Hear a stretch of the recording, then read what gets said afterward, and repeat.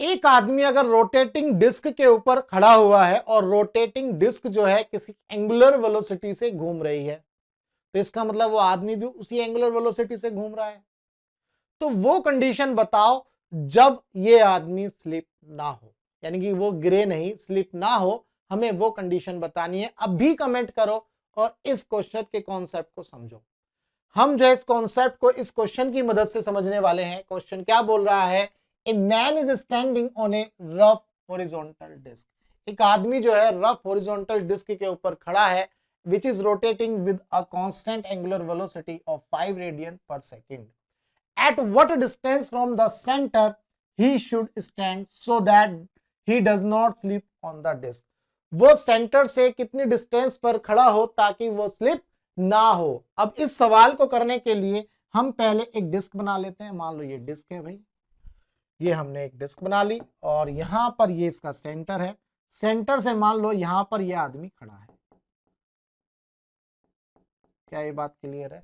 ये आदमी हमने बना लिया। अब यहां पर हम इसके फोर्सेस देख लेंगे। ये इसका वेट हो गया भाई mg।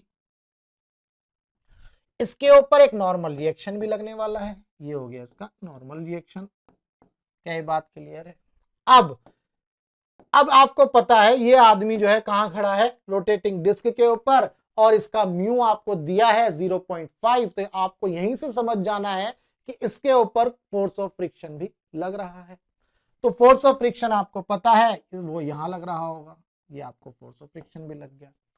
अब मान लो जब ये रोटेटिंग डिस्क के ऊपर आदमी है, ये रोटेट हो रही है डिस्क, तो ये पीछे की तरफ जाएगा। हम इसको सेंट्रीफ्यूगल वाले कॉन्सेप्ट से समझने की कोशिश कर रहे हैं। ध्यान रखना किससे समझ रहे हैं हम इसको? सेंट्रीफ्यूगल। तो यहां पर इसके ऊपर एक सेंट्रीफ्यूगल फोर्स लगेगा Fg। क्या ये बात क्लियर है? अब ध्यान से समझो, अगर इसका सेंट्रीफ्यूगल फोर्स बहुत ज्यादा हो गया फोर्स ऑफ फ्रिक्शन से, तो ये आदमी पीछे की तरफ जाएगा। इसीलिए इसका मतलब जब ये आदमी पीछे की तरफ जाएगा तो इसका मतलब वो स्लिप हो रहा है। तो अगर वो स्लिप ना हो तो हमें ऐसा क्या करना है? हमें ये करना है कि जो फोर्स ऑफ फ्रिक्शन है ये Fg से क्या होना चाहिए? ज्यादा। अगर Fg ज्यादा हो गया F से तो ये आदमी स्लिप कर जाएगा। इसीलिए ये जो फोर्स ऑफ फ्रिक्शन है इस Fg से क्या होना चाहिए? ज्यादा, ताकि ये स्लिप ना हो। यही कंडीशन है इस क्वेश्चन को करने के लिए कि जो फोर्स ऑफ फ्रिक्शन है वो ज्यादा होना चाहिए या इक्वल टू होना चाहिए Fg के।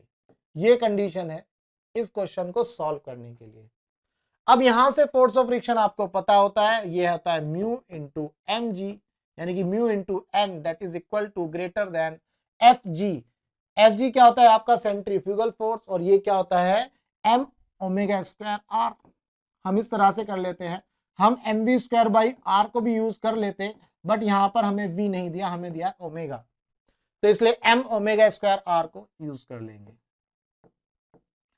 अब यहां से ये m से m आपका कैंसिल हो जाएगा। म्यू आपका है 0.5, g आपका है 10 greater than equal to omega square यानी कि 5 का स्क्वायर, और ये आ गया आपका r। क्या ये बात क्लियर है? अब यहां से हम इसको सॉल्व कर लेंगे। भाई ये पॉइंट हटाओ, ये 10 हट गया, एक 5 यहां से उड़ा दो, ये आ गया 1/5 greater than equal to r।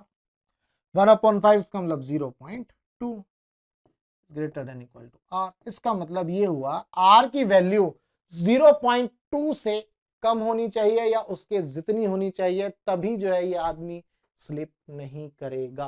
क्या ये बात क्लियर है? तो इसका मतलब फर्स्ट ऑप्शन आपका करेक्ट है।